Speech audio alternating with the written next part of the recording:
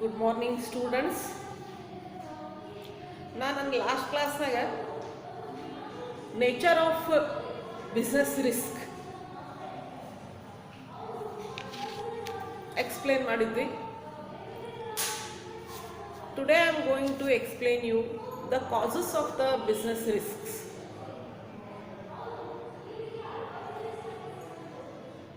ಇವತ್ತು ನಾನು ನಿಮಗೆ ವ್ಯವಹಾರದ ನಷ್ಟ ಭಯದ ಕಾರಣಗಳನ್ನು ವಿವರಿಸ್ತೀವಿ. ನಾವು ನಮ್ಮ ಲಾಸ್ಟ್ ಕ್ಲಾಸ್ನಾಗ ವ್ಯವಹಾರದ ನಷ್ಟ ಭಯದ ಸ್ವರೂಪ ಎಂಥದ್ದು ಅಂತ ನೋಡಿದ್ವಿ. ಇವತ್ತು ಅದರ ಕಾರಣಗಳನ್ನು ನೋಡೋಣ. ಕಾರಣಗಳು ಅಂದ್ರೆ ವ್ಯವಹಾರದಾಗ ನಷ್ಟ ಭಯ ಯಾವುದರಿಂದ ಆಗ್ತದೆ ಅಂತ ಹೇಳಿ. Okay, for examination point of view, this is one of the important question for the 4 marks. Regularly ಈ question ಬಿದ್ದಿರ್ತದೆ. Explain the causes for business risk. ವ್ಯವಹಾರದ ನಷ್ಟ ಭಯದ ಕಾರಣಗಳನ್ನು ವಿವರಿಸಿ. One of the most simple answer, simple question ಇದು, ಯಾರು attempt ಮಾಡಬಹುದು. So ನಿಮ್ಮ ಬುಕ್ನಾಗ 4 ರೀಸನ್ಸ್ ಕೊಟ್ಟಾರ ವಿತ್ ಶಾರ್ಟ್ ಎಕ್ಸ್ಪ್ಲನೇಷನ್. ಸಂಕ್ಷಿಪ್ತವಾಗಿ ಅದರದ್ದು ವಿವರಣೆ ಕೊಟ್ಟಾರ, ಹೀಗಾಗಿ ಈಸಿಯಾಗಿ ಬರಿಬಹುದು. 4 ಮಾರ್ಕ್ಸಿಗೆ 4 ರೀಸನ್ಸ್ ಕೇಳಾರ. ಇಲ್ಲ 2 ಮಾರ್ಕ್ಸ್ ಒಳಗೆ ಕೇಳಬಹುದು. State the 4 reasons for the business risk ಅಂದಾಗ ಬರೀ ಅದರದ್ದು ಹೆಸರು ಬರಿಬಹುದು, ಎಕ್ಸ್ಪ್ಲನೇಷನ್ ಅನ್ನು ಕೊಡಬಾರ್ದು. ಓಕೆ, ಸೊ ಅದಕ್ಕೆ ಇವು ಕಾಸಸ್ ನೋಡೋಣ ಏನು. First one, natural causes. Business risk arises due to the variety of causes. First one is natural causes. Human beings have little control over the natural calamities like flood, earthquake, lightning, heavy rains, famine, etc. These natural calamities causes heavy losses of life, property and income in the business, isn't it? ನೀವು ಮೊದಲನೇ ಕಾರಣ, ವ್ಯವಹಾರದಲ್ಲಿ ನಷ್ಟ ಭಯ ಆಗಲಿಕ್ಕೆ ಬಹಳಷ್ಟು ಕಾರಣಗಳವ. ಅದರೊಳಗೆ ಕೆಲವೊಂದು ಕಾರಣಗಳನ್ನು ನಿಮ್ಮ ಈ ಸಿಲೆಬಸ್ ಒಳಗೆ ಎಕ್ಸ್ಪ್ಲೇನ್ ಮಾಡ್ಯಾರ. ಅದ್ರಾಗ ಮೊದಲೇದಂದ್ರೆ ನೈಸರ್ಗಿಕ ಕಾರಣಗಳು. ಮಾನವನಿಗೆ ಈ ನೈಸರ್ಗಿಕ ವಿಕೋಪದ ಮೇಲೆ ನಿಯಂತ್ರಣ ಕಡಿಮೆ ಅದ. ಅವನು ನಾವು ನಿಯಂತ್ರಿಸಲಿಕ್ಕೆ ಸಾಧ್ಯ ಆಗುವುದಿಲ್ಲ. ಸಂಭವ ಅವನು ತಡೆಗಟ್ಟಲಿಕ್ಕೆ ಆಗುವುದಿಲ್ಲ. ಅದರಿಂದ ಆಗುವ ಹಾನಿಯನ್ನು ಕೆಲವೊಂದು ಮುಂಜಾಗ್ರತಾ ಕ್ರಮದಿಂದ ತಡೆಗಟ್ಟಬಹುದು. ಯಾವ ಈ ಪ್ರಕೃತಿ ವಿಕೋಪಗಳು ಅಂದ್ರೆ ಪ್ರವಾಹ, ಬರಗಾಲ, ಸಿಡಿಲು, ಬಹಳಷ್ಟು ಮಳೆ. ಇದರಿಂದ ಏನಾಗ್ತದಂದ್ರೆ ಪ್ರಾಣ ಹಾನಿ ಆಗ್ತದ, ಆಸ್ತಿ ಬೆಳೆ ಹಾನಿಗಳಾಗ್ತಾವ. ಹೌದಿಲ್ಲ? ಈ ನ್ಯಾಚುರಲ್ ಕ್ಯಾಲಮಿಟೀಸ್ ಇಂದೂ ಸಹ ನಮಗೆ ಲಿಟ್ಲ್ ಕಂಟ್ರೋಲ್ ಇರೋದ್ರಿಂದ ಇದ್ರ ಮೇಲೆ ಅರ್ಥಕ್ವೇಕ್, ಕೆಲವೊಂದು ನ್ಯಾಚುರಲ್ ಕ್ಯಾಲಮಿಟೀಸನ್ನು ನಮಗೆ ಈಗೂ ಸಹ ಎಕ್ಸಾಕ್ಟ್ ಪ್ರಿಡಿಕ್ಟ್ ಮಾಡ್ಲಿಕ್ಕೆ ಆಗೋದಿಲ್ಲ. ಎಷ್ಟೋ ಮಷಿನರೀಸ್ ಬಂದಾವ, ಎಷ್ಟೋ ಟೆಕ್ನಾಲಜಿ ಮುಂದುವರೆದದ, ಆದರೂ ಸಹ ಕೆಲವೊಂದು ಪ್ರಿಡಿಕ್ಟ್ ಮಾಡ್ತಾರೆ. ಹೆವಿ ರೇನ್ ಇರ್ಬೋದು, ಬಿರುಗಾಳಿ ಬರಬಹುದು. ಈ ಥರ ಕೆಲವೊಂದು ಪ್ರಿಡಿಕ್ಟ್ ಮಾಡಿ ಮೊದಲೇ ಹೇಳಿದಾಗ ನಾವು ಮುಂಜಾಗ್ರತೆ ಕ್ರಮಗಳನ್ನು ತೆಗೆದುಕೊಳ್ತೀವಿ. ಆದರೆ ಕೆಲವೊಂದು ಸಲ ಅನ್ಪ್ರಿಡಿಕ್ಟೇಬಲ್, ಇದ್ರ ಮೇಲೆ ಕಂಟ್ರೋಲ್ ಇರುವುದಿಲ್ಲ. ಆವಾಗ ಬಹಳಷ್ಟು ಪ್ರಾಣ ಹಾನಿ, ಆಸ್ತಿ ಹಾನಿ, ಇದರಿಂದ ಬಿಸ್ನೆಸ್ಸಿಗೆ ನಷ್ಟ ಆಗ್ತದೆ ಅನ್ನುವಂಥ ಎಕ್ಸ್ಪ್ಲನೇಷನ್ ಮಾಡಬೇಕು.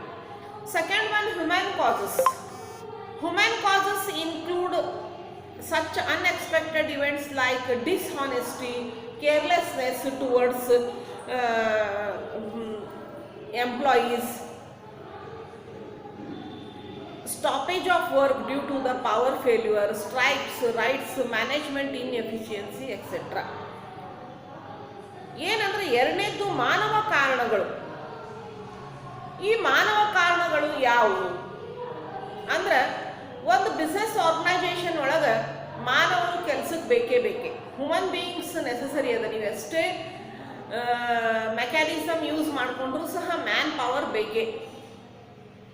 ಈ ಮ್ಯಾನ್ ಪವರ್ದಿಂದ, ಈ ಹ್ಯೂಮನ್ ಬೀಯಿಂಗ್ಸ್ ಇಂದು ಬಹಳಷ್ಟು ಬಿಸ್ನೆಸ್ಸಿಗೆ ಕೆಲವೊಂದು ಸಲ ಲಾಸ್ ಆಗ್ತದೆ. ಯಾವಾಗ ಅಂದ್ರೆ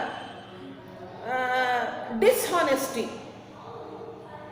ಕೇರ್ಲೆಸ್ನೆಸ್, ನೆಗ್ಲಿಜೆನ್ಸ್ ಆಫ್ ಎಂಪ್ಲಾಯೀಸ್. ಈ ನೌಕರರು ನೀವು ಎಷ್ಟೇ ತಂತ್ರಜ್ಞಾನವಾಗಿ ಮುಂದುವರೆದ್ರೂ ಮಾನವರು ಕೆಲಸಕ್ಕೆ ಒಂದು ವ್ಯವಹಾರ ಸಂಸ್ಥೆಯಲ್ಲಿ ಬೇಕೇ ಬೇಕು. ಈ ಮಾನವರ ಕೆಲವೊಂದು ನಡವಳಿಕೆಯಿಂದ, ಕೆಲವೊಂದು ಚಟುವಟಿಕೆಗಳಿಂದ ವ್ಯವಹಾರಕ್ಕೆ ನಷ್ಟ ಆಗ್ತದೆ. ಅವು ಯಾವುವು ಅಂದ್ರೆ, ನೌಕರರು ಅಪ್ರಾಮಾಣಿಕರಾಗಿದ್ರೆ, ಅಜಾಗರೂಕರಾಗಿದ್ರೆ, ನಿರ್ಲಕ್ಷ್ಯ ಹೊಂದಿದ್ರೆ, ಆವಾಗ ಏನಾಗ್ತದೆ, ಕೆಲಸ ಸರಿಯಾಗದೆ ವ್ಯವಹಾರದ ಸಂಸ್ಥೆಗೆ ನಷ್ಟ ಆಗ್ತಾವ. ಕೆಲವೊಂದು ಸರ್ತಿ ಏನಾಗ್ತದ, ಪವರ್ ಫೇಲ್ಯೂರ್. ಪ್ರತಿಯೊಂದು ಮಷೀನು ಯಾವುದಾದ್ರೂ ಒಂದು ಪವರ್ ಸಪೋರ್ಟ್ಲೇನ ನಡೀತದೆ. ಏನಾದರೂ ಅದಕ್ಕೊಂದು ಪವರ್ ಶಕ್ತಿ ಬೇಕೇ, ಎಲೆಕ್ಟ್ರಿಸಿಟಿ ಬೇಕು, ಕೋಲ್ ಬೇಕು, ಹೈಡ್ರೋ ಪವರ್ ಬೇಕು, ಈಗ ಬೇರೆ ಬೇರೆ ಈ ಶಕ್ತಿಗಳು ಬೇಕಾಗ್ಯಾವ, ಪವರ್ ಬೇಕೇ. ಕೆಲವೊಂದು ಸರ್ತಿ due to some technical reasons power failure ಆಗ್ತಂದ್ರೆ ಅವಾಗ ಕೆಲಸ ನಿಂದ್ರಿಸ್ಬೋದು ಕೆಲಸಗಾರರು, ಅವಾಗ ನಿಮಗೆ ಲಾಸ್ ಆಗ್ಬೋದು. ಅಥವಾ ಕೆಲವೊಂದು ಸರ್ತಿ ಏನಾದರೂ ಮ್ಯಾನೇಜ್ಮೆಂಟ್ ಜೊತೆ ಡಿಸ್ಪ್ಯೂಟ್ ಬಂದಾಗ ಎಂಪ್ಲಾಯೀಸ್ ಸ್ಟ್ರೈಕ್ ಮಾಡ್ಬೋದು. ಅಂದ್ರೆ ನಾವು ಕೆಲಸ ಮಾಡುವುದಿಲ್ಲ, ನಮ್ಮ ಬೇಡಿಕೆಗಳು ಈಡೇರುವವರೆಗೂ ನಾವು ಕೆಲಸ ಮಾಡುವುದಿಲ್ಲ ಅಂತ ಹೇಳಿ ಸ್ಟ್ರೈಕ್ ಮಾಡ್ಬೋದು. ಅಂಥ ಟೈಮ್ನಾಗ ಈ ವ್ಯವಹಾರ ಸಂಸ್ಥೆಗೆ ನಷ್ಟ ಆಗ್ತಾವೆ. ಇದರ ಜೊತೆಗೆ ಕೆಲವೊಂದು ಸಲ ಮ್ಯಾನೇಜ್ಮೆಂಟ್ ಇನ್ಎಫಿಷಿಯೆಂಟ್ ಇರ್ತದೆ. ಸರಿಯಾಗಿ ಮ್ಯಾನ್ ಪವರನ್ನು, ಫಿಸಿಕಲ್ ರಿಸೋರ್ಸಸ್ಸನ್ನು ಮ್ಯಾನೇಜ್ ಮಾಡಲಿಕ್ಕೆ ಬರುವುದಿಲ್ಲ. ಅವಾಗ ಸಹ ಬಿಸ್ನೆಸ್ ಆರ್ಗನೈಸೇಷನ್ಗೆ ನಷ್ಟ ಆಗ್ತದೆ. The another reason is economic causes. Economic causes includes uncertainty relating to the demand for the goods, competition, price, collection of dues from the customers, change of technology or method of production, etc. These are some economic causes, like demand for the goods, competition in the business environment, fluctuation in the prices, change in the technology or change in the method of production. These affect directly on the financial position of the business organization. Along with that, some financial problems like change in the interest rate for borrowings, levy of higher taxes from the government, etc. are come under this cause. This may result in higher unexpected cost of operation of the business. Due to all these reasons, the cost of production increases. Due to the increase in the cost of production, enterprise may earn less profit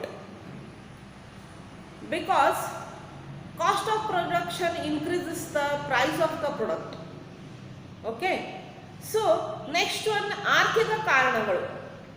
ಆರ್ಥಿಕ ಕಾರಣಗಳು ಯಾವುವು ಅಂದ್ರೆ, ಸರಕುಗಳ ಬೇಡಿಕೆಯಲ್ಲಿ ಬದಲಾವಣೆ ಆಗುವುದು, ಪೈಪೋಟಿ, ಮಾರುಕಟ್ಟೆಯೊಳಗೆ ಬೇರೆಯ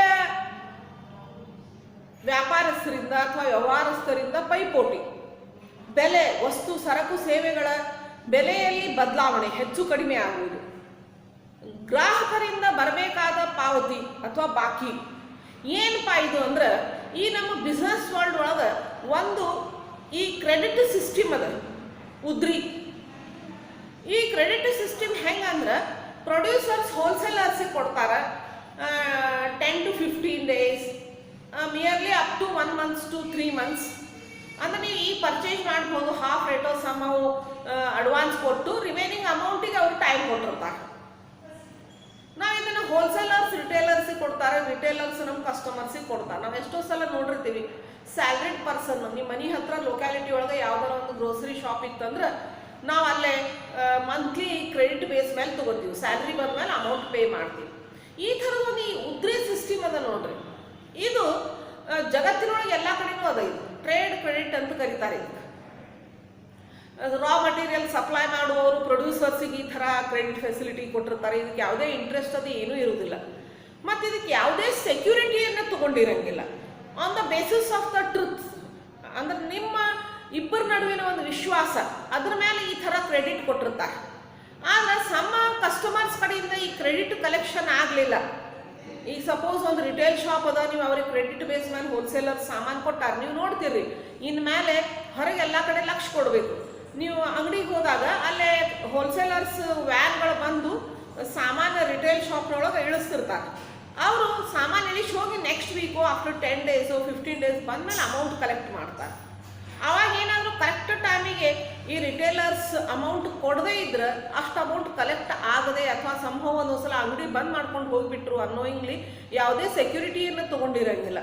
ಇದು ಒಬ್ರಿಗೊಬ್ಬರು ಟ್ರಸ್ಟ್ ಮೇಲೆ ಈ ಥರದೊಂದು ಕ್ರೆಡಿಟ್ ಸಿಸ್ಟಮ್ ನಡೆಯುತ್ತೆ. ಯಾಕಂದರೆ ಈ ಬಿಕಾಸ್ ಆಫ್ ಟಫ್ ಕಾಂಪಿಟೇಷನ್ ಎಲ್ಲರೂ ನನ್ನ ಸೇಲ್ ಹೆಚ್ಚು ಮಾಡಬೇಕು ಮತ್ತು ಪರ್ಮನೆಂಟ್ ಆಗಿ ನನ್ನ ವಸ್ತುಗಳನ್ನು ತಗೋಬೇಕು ಅನ್ನುವಂಥ ಒಂದು ರೇಸ್ ಒಳಗೆ ಈ ಥರ ಟ್ರೇಡ್ ಕ್ರೆಡಿಟನ್ನು ಕೊಡ್ತಾರೆ. ಇಲ್ಲೇ ಇದೇ ಈ ಟ್ರೇಡ್ ಕ್ರೆಡಿಟ್ದಿಂದ ಯಾವುದೇ ಸೆಕ್ಯೂರಿಟಿ ಇರೋಂಗಿಲ್ಲ, ಇಂಟ್ರೆಸ್ಟ್ ಇರೋಂಗಿಲ್ಲ, ಒಬ್ರಿಗೊಬ್ರು ನಂಬಿಕೆ ಆಧಾರದ ಮೇಲೆ ಕೊಟ್ಟಿರ್ತಾರೆ. ಆದರೆ ಕೆಲವೊಂದು ಸಲ ಕೆಲವೊಂದು ಕಸ್ಟಮರ್ಸ್ ಈ ಅಮೌಂಟ್ ಕೊಡದೇ ಇದ್ರೆ ಅಂಥದ್ರಿಂದ ಲಾಸ್ ಆಗ್ತದೆ. ಸೊ ಅದಕ್ಕೆ ಇದು ಒಂದು ಹೇಳೋದು ಮುಂದೆ ನಿಮಗೆ business finance, sources of business finance ಹೇಳುವಾಗ ಟ್ರೇಡ್ ಕ್ರೆಡಿಟ್ ಅನ್ನುವಂಥ ಒಂದು ಸೋರ್ಸ್ ಬರ್ತದೆ. ಆವಾಗ ಇದನ್ನು ಎಕ್ಸ್ಪ್ಲೇನ್ ಮಾಡ್ತೀನಿ ಪೂರ್ತಿಯಾಗಿ.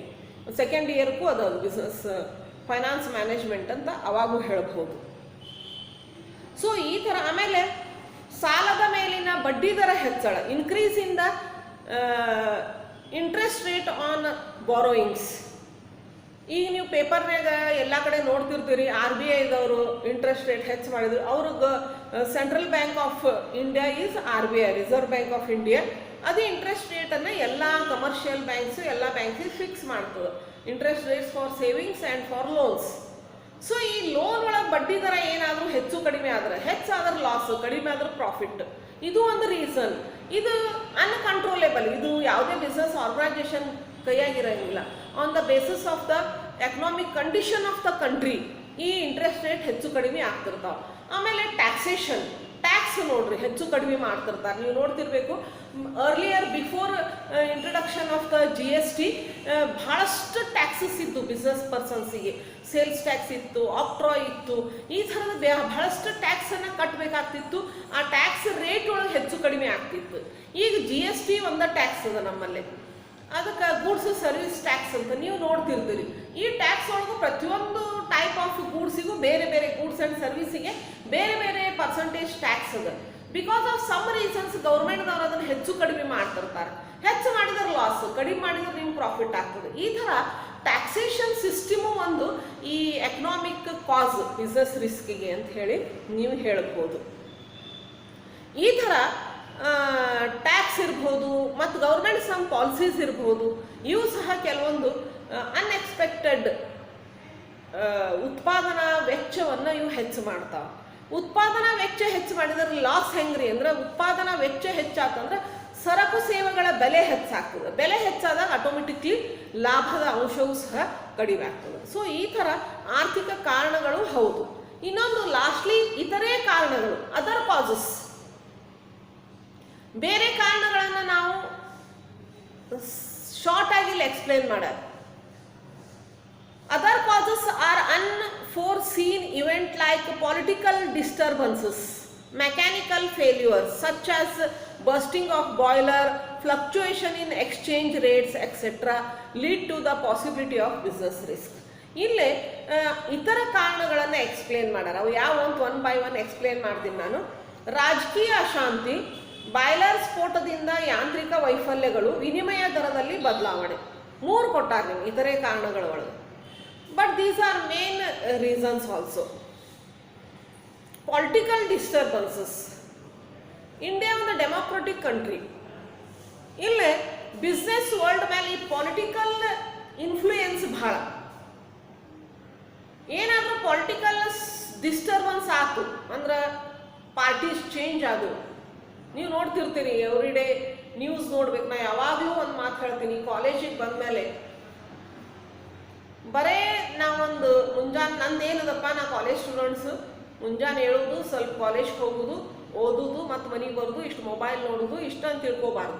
ಸಾವಕಾಶ ನಮ್ಮ ಈ ಜಗತ್ತಿನೊಳಗೆ ಅಥವಾ ನಮ್ಮ ಊರೊಳಗೆ, ನಮ್ಮ ರಾಜ್ಯದೊಳಗೆ, ನಮ್ಮ ದೇಶದೊಳಗೆ ಏನಾಗ್ಲಿಕ್ಕತ್ತದ ಅಂತ ಗೊತ್ತಿರಬೇಕು. ನಮ್ಮ ಡೆಮೋಕ್ರೆಟಿಕ್ ಕಂಟ್ರಿ ಒಳಗೆ ಪೊಲಿಟಿಕಲ್ ಚೇಂಜಸ್ ಬಹಳಷ್ಟು ಇನ್ಫ್ಲೂಯೆನ್ಸ್ ಎಲ್ಲಾದ್ರ ಮೇಲೂ ಆಗ್ತಾವೆ. ನಾವೀಗ ನೋಡ್ತೀವಿ ಕೆಲವೊಂದು ರಾಜ್ಯ ಬಹಳಷ್ಟು ಮುಂದುವರೆದದ್ದವು. ಫಾರ್ ಎಕ್ಸಾಂಪಲ್ ಗುಜರಾತ್ ತಗೋರಿ, ನಮ್ಮ ದೇಶದೊಳಗೆ ನೋಡಿ ಬಂದ್ರೆ ಇದು ನಮ್ಮ ದೇಶದ ಒಂದು ರಾಜ್ಯ ಹೌದು ಅಲ್ಲ ಅನಿಸ್ತದೆ, ಅಷ್ಟು ಎಲ್ಲ ರೀತಿಯಿಂದ ಮುಂದುವರೆದದ್ದು. ಕೆಲವೊಂದು ರಾಜ್ಯಗಳು ಇನ್ನೂ ಹಿಂದುಳಿದಾವ.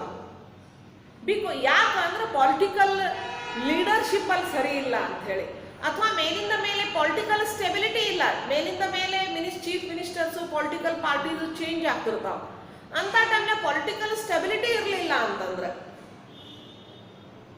ಅಲ್ಲೇ ಬಿಸ್ನೆಸ್ ಒಳಗೆ ರಿಸ್ಕ್ ಆಗುವಂಥ ಚಾನ್ಸಸ್ ಭಾಳ. ಈಗ ಫಾರ್ ಎಕ್ಸಾಂಪಲ್ ಕೊಡ್ತೀನಿ ನೋಡಿ, ಯಡಿಯೂರಪ್ಪ ಅವರು ಮೊದಲು ಚೀಫ್ ಮಿನಿಸ್ಟರ್ ಇದ್ದಾಗ ಅವರು ಏನು ಸಮಸ್ಯೆಗಳು ಇದ್ದುವೋ ನಮಗೆ ಗೊತ್ತಿಲ್ಲ ಆ ಟೈಮ್ನಾಗ. ಯಾಕಂದ್ರೆ ನಮ್ಮ ರಾಜ್ಯದೊಳಗೆ ದೊಡ್ಡ ದೊಡ್ಡ ಇಂಡಸ್ಟ್ರಿಗಳು ಎಸ್ಟಾಬ್ಲಿಷ್ ಆಗಬೇಕಾದ್ರೂ ಪೊಲಿಟಿಕಲ್ ಇನ್ಫ್ಲೂಯೆನ್ಸ್ ಬೇಕು ನಮಗೆ. ನಮ್ಮ ಧಾರವಾಡ ಒಳಗೆ ಟಾಟಾ ಕಂಪ್ನಿದೊಂದು ಪ್ಲ್ಯಾಂಟ್ ಅದ. ಇಲ್ಲಿ ಟಾಟಾ ನ್ಯಾನೋ ಅಂತ ಒಂದು ಸ್ಮಾಲ್ ಕಾರ್ ಇಂಟ್ರೊಡ್ಯೂಸ್ ಮಾಡಿದ್ರು ಆ ಟೈಮ್ನಾಗ. ಅದನ್ನ ಮ್ಯಾನುಫ್ಯಾಕ್ಚರ್ ಮಾಡ್ಬೇಕಂತ ಮಾಡಿದ್ರು. ಧಾರವಾಡದಾಗ ಅದ್ರದ್ದು ಒಂದು plant industry, large scale industry establish ಮಾಡಬೇಕು ಅಂತ ಒಂದು ಪ್ರಪೋಸಲ್ ಇಟ್ಟು ಜಾಗ ನೋಡಿ ಹೋಗಿದ್ರು. ಆದ್ರೆ ಅವ್ರು ಕೆಲವೊಂದು ಫೆಸಿಲಿಟೀಸ್ಗಳನ್ನ ಗೌರ್ಮೆಂಟ್ದಿಂದ ಕೇಳ್ತಾರ. ಏನು ಪವರ್ ಸಪ್ಲೈ ಇರ್ಬೋದು 24 hours, ಆಮೇಲೆ ಅವರಿಗೆ ಲ್ಯಾಂಡ್ ಇರ್ಬೋದು, ಸಮ್ ಕನ್ಸೆಷನ್ಸ್ ಅವರು ಕೇಳಿದ್ರು. ಅವಾಗ ಯಡಿಯೂರಪ್ಪನವರು ಚೀಫ್ ಮಿನಿಸ್ಟರ್ ಇದ್ದಾಗ ಅವರಿಗೆ ಪೊಲಿಟಿಕಲ್ ಡಿಸ್ಟರ್ಬೆನ್ಸ್ ಇತ್ತು. ಯಾರೋ ಬೆಳೆಸ್ತಾರ ಅನ್ನುವಂಥ ಅವ್ರು ತಮ್ಮ ಕುರ್ಚಿ ಉಳಿಸ್ಕೊಳ್ಳೋ ಗದ್ದಲದೊಳಗೆ ಇಲ್ಲಿ ಹೆಚ್ಚು ಲಕ್ಷ ಕೊಡಲಿಲ್ಲ. ಇವ್ರ ಡಿಮಾಂಡ್ ಅವ್ರು ಓಕೆ ಅನ್ನಲಿಲ್ಲ. ಆಟೋಮೆಟಿಕ್ಲಿ ಅವ್ರು ಬೇರೆ ಸ್ಟೇಟ್ ಕಡೆ ನೋಡಿದ್ರು. ಅವಾಗ ಗುಜರಾತ್ ಒಳಗೆ ನರೇಂದ್ರ ಮೋದಿ ಚೀಫ್ ಮಿನಿಸ್ಟರ್ ಇದ್ರು. ಅವರು ರೆಡ್ ಕಾರ್ಪೆಟ್ ಹಾಸಿದ್ರು. ನೀವು ಏನು ಡಿಮಾಂಡ್ ನೀವು ಏನು ಅಂತ ನನಗೆ ಹೇಳಲಿಕ್ಕೆ ಹೋಗ್ಬೇಡ್ರಿ, ನೀವೇನು ಕೇಳ್ತೀರಿ ಎಲ್ಲ ಕೊಡ್ತೀರಿ. ಅಲ್ಲೊಂದು ದೊಡ್ಡ ಟಾಟಾ ನ್ಯಾನೋ ಇಂಡಸ್ಟ್ರಿ ಅಲ್ಲೇ ಎಸ್ಟಾಬ್ಲಿಷ್ ಆಯ್ತು. ಅಲ್ಲಿ ಎಷ್ಟೋ ಜನರಿಗೆ ಜಾಬ್ ಸಿಕ್ತು. ಆಮೇಲೆ ಅಲ್ಲಿ ಲ್ಯಾಂಡ್ ಯೂಸ್ ಆಯ್ತು, ಗೌರ್ಮೆಂಟಿಗೆ ಟ್ಯಾಕ್ಸ್ ಬಂತು, ಇಷ್ಟೆಲ್ಲ ಬೆಳವಣಿಗೆ ಆಯ್ತು. ಸೊ ಈ ಥರ ಪೊಲಿಟಿಕಲ್ ಡಿಸ್ಟರ್ಬೆನ್ಸ್ನಿಂದ ಸಹ ಬಿಸ್ನೆಸ್ಸಿಗೆ ಬಹಳಷ್ಟು ರಿಸ್ಕ್ ಆಗ್ತದೆ. ಎಲ್ಲಿ ಪೊಲಿಟಿಕಲ್ ಸ್ಟೆಬಿಲಿಟಿ ಅದನೋ ಅಲ್ಲೇ ಬಿಸ್ನೆಸ್ ಒಳಗೆ ಇನ್ವೆಸ್ಟ್ ಮಾಡಲಿಕ್ಕೆ ಎಲ್ಲರೂ ಬಯಸ್ತಾರೆ, ಅಥವಾ ನ್ಯೂ ಎಂಟರ್ಪ್ರೈಸಸ್ಸನ್ನು ಕಟ್ಟಲಿಕ್ಕೆ ನೋಡ್ತಾರೆ. ಸೊ ಆಮೇಲೆ ಇಲ್ಲಿ ನಿಮ್ಮಲ್ಲಿ ಕೊಟ್ಟಾರ ಟೆಕ್ನಿಕಲ್ ಪ್ರಾಬ್ಲಮ್, ಯಾವುದಾದ್ರೂ ಮಷಿನರೀಸ್ ಬರ್ಸ್ಟ್ ಆಯ್ತು, ಬಾಯ್ಲರ್ ಬರ್ಸ್ಟ್ ಆಯ್ತು, ಇದರಿಂದ ಲಾಸ್ ಆಗ್ತದೆ, ಅದು ರೀಸನ್. ಇನ್ನೊಂದು ಕೊಟ್ಟಾರ ಇಲ್ಲೇ ಇಂಪಾರ್ಟೆಂಟ್ ಅಂದ್ರೆ ಎಕ್ಸ್ಚೇಂಜ್ ರೇಟ್ಸ್, ವಿನಿಮಯ ದರಗಳು ಅಂತ ಕೊಟ್ಟಾರ. ಏನು ಈ ವಿನಿಮಯ ದರಗಳು ಅಂತ ಗೊತ್ತಿರಬೇಕು. ಎಕ್ಸ್ಚೇಂಜ್ ರೇಟ್ಸ್ ಏನು? Every country has its own currency, ಹೌದಲ್ಲ? ಪ್ರತಿಯೊಂದು ದೇಶಕ್ಕೆ ತನ್ನದೇ ಆದಂಥ ಒಂದು ಹಣದ ಹೆಸರದ.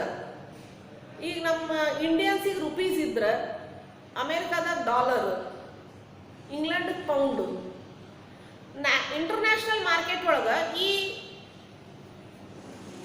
ರುಪೀಸನ್ನು ಡಾಲರ್ ಒಳಗೆ ಬದಲಾಯಿಸ್ಬೇಕಾಗಿತ್ತು ಅಂದ್ರೆ ನಾವು $1 ಕೊಟ್ಟರೆ $1 ಹಿಂಗೆ ಕೊಡಂಗಿಲ್ಲ. $1 $1 ಚೇಂಜ್ ಮಾಡಂಗಿಲ್ಲ. ಇಂಟರ್ನ್ಯಾಷನಲ್ ಮಾರ್ಕೆಟ್ ಒಳಗೆ on the basis of the economic condition of that country ಅವ್ರ ರೇಟ್ ಹೆಚ್ಚು ಕಡಿಮೆ ಇರ್ತಾವೆ. ಈಗ ನಾವೊಂದು $1 ಕೊಂಡು ತೊಗೋಬೇಕಾದ್ರೆ ನಿಯರ್ಲಿ $70 ಕೊಡಬೇಕು, ಅಥವಾ ಮೋರ್ ದ್ಯಾನ್ $70 ಕೊಡಬೇಕು ಅಂದಾಗ $1 ಬರ್ತದೆ. ಹಾಗೆ ನಾವು ಯಾಕೆ $1 ಕೊಂಡ್ಕೊಳ್ಬೇಕ್ರಿ ಅಂತಂದ್ರೆ, ನಾವು ಅಮೇರಿಕಾದಿಂದ ಏನಾದರೂ ಸಾಮಾನನ್ನು ಖರೀದಿ ಮಾಡಿದ್ರೆ ಅವಾಗ ನಾವು ಅವ್ರಿಗೆ ರುಪೀಸ್ ಒಳಗೆ ಕೊಟ್ಟರೆ ಅವ್ರು ತೊಗೋತಾರೆ ಇಲ್ಲ. ಅಮೇರಿಕಾದ ಅಂಗಡಿ ಒಳಗೆ ಹೋಗಿ ನಾವು ರುಪೀಸ್ ಕೊಟ್ರಿ ಅಂದ್ರೆ ಅವ್ರು ಅದಕ್ಕೆ ನಮ್ಗೆ ಏನೂ ಕೊಡಂಗಿಲ್ಲ, ಅವ್ರು ಒಂದು ಹಾಳಿದ್ದಂಗೆ. ಅದೇ ಥರ ಡಾಲರ್ ತಂದ ನನ್ನ ಕಡೆ ಡಾಲರ್ ಅದರಿ ಅಂತ ಯಾವ್ದಾರ ಒಂದು ಗ್ರೋಸರಿ ಶಾಪ್ ಒಳಗೆ ಹೋಗಿ ಕೊಡ್ರಿ, ಅದು ನಮಗೆ ಹಾಳಿದ್ದಂಗೆ. ಯಾಕಂದ್ರೆ ನಮ್ಮ ದೇಶದಲ್ಲಿ ಲೀಗಲ್ ಟೆಂಡರ್ ಮನಿ ಅಲ್ಲೇ ಆಗೋದು. ಅದಕ್ಕೆ ನಾವು ಏನು ಮಾಡಬೇಕಾಗ್ತದೆ, ಅವನ್ನ ಎಕ್ಸ್ಚೇಂಜ್ ಮಾಡ್ಕೋಬೇಕಾಗ್ತದೆ. ಈ exchange rates every day change ಆಗ್ತಿರ್ತಾವೆ. ಈಗ ಫಾರ್ ಎಕ್ಸಾಂಪಲ್ ನಾ ಅಮೇರಿಕಾದಿಂದ ನನಗೆ ರಾ ಮಟೀರಿಯಲ್ ಬೇಕಾಗಿತ್ತು ನನ್ನ ಇಂಡಸ್ಟ್ರಿಗೆ. ಆ ಇಂಡಸ್ಟ್ರಿಗೆ ರಾ ಮಟೀರಿಯಲ್ನ ತರಿಸುವ ಎಗ್ರಿಮೆಂಟ್ ಮಾಡ್ಕೋಬೇಕಾದ್ರೆ $1 ಫಾರ್ ಎಕ್ಸಾಂಪಲ್ $70 ಇತ್ತು. ಆದರೆ ನಾ ಪೇಮೆಂಟ್ ಮಾಡುವಾಗ ಅದು $72 ಆಗಿತ್ತು. ಅಲ್ಲಿ $2 ನನಗೆ ಲಾಸ್.